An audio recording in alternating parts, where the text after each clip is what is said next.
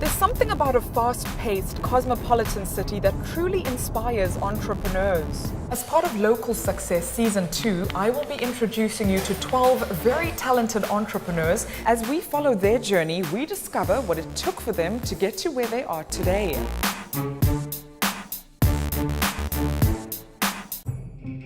Dubai is often referred to as a melting pot of cultures, having over 200 different nationalities that are living and working here.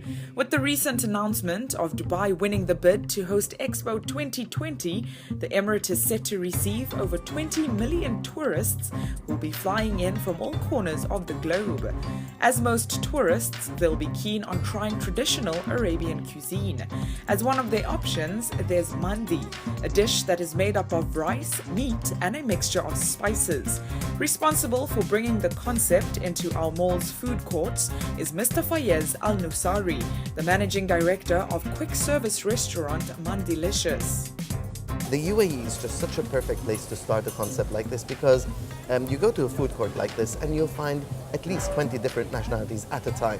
One eating with their hands, one eating only with a spoon, one eating with a fork and knife. That's true. And it's perfect. So we tested all of this in the mall goers, the mall visitors in the UAE, and that made us believe we are more than ready to go anywhere in the world.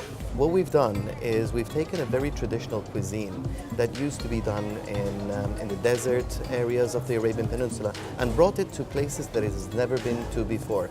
Do you find that Mandilicious, based within a food court, is this still very appealing and attractive for your locals? Good question, and I've been asked that a lot of times. In fact, in the beginning, when we started with Mandilicious, there was a little bit of a resistance to the idea and the concept because people are used to, when they eat mandi, they sit on the floor, they go to very traditional restaurants in traditional areas. In our case, these people have come to a complete different setting. Now they're in a food court where they used to eat completely different types of cuisines. But the acceptance took a little bit of time, but it was very good. I'm sure you encourage them to eat with their hands as well. Oh yes, absolutely. I mean, all the people that visit Mandilicious, wherever they are from, they have always tried to eat with their hands and succeeded. And speaking of food courts, or let's say rather the UAE's food and beverage industry, we are very spoiled for choice as a consumer when it comes to restaurant choices and different cuisine.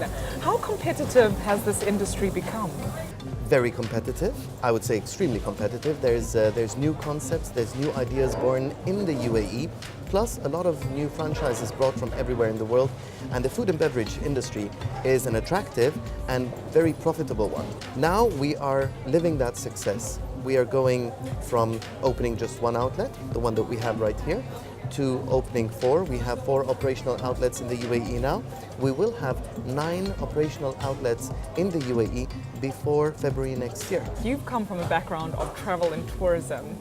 Now you're in food and beverage. I'm always very interested how entrepreneurs adapt to different industries and how they make a success from a concept such as Mandilicious. I always try to understand what is the one thing, the one common thing, or the common denominator in things that would allow you to approach as many people from as many nationalities as possible.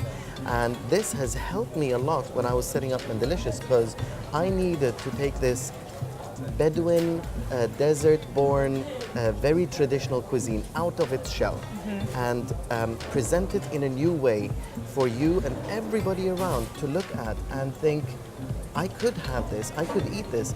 In fact, I could understand this. One of the most difficult things that we faced in Mandilicious was the awareness of people. Because once we tapped into the food court, we were talking to completely different consumers than the ones that normally go to Mandi restaurants. And now you had those people who needed to understand, what is this food? You're saying cuisine of Arabia. What is Arabia? Which part of Arabia?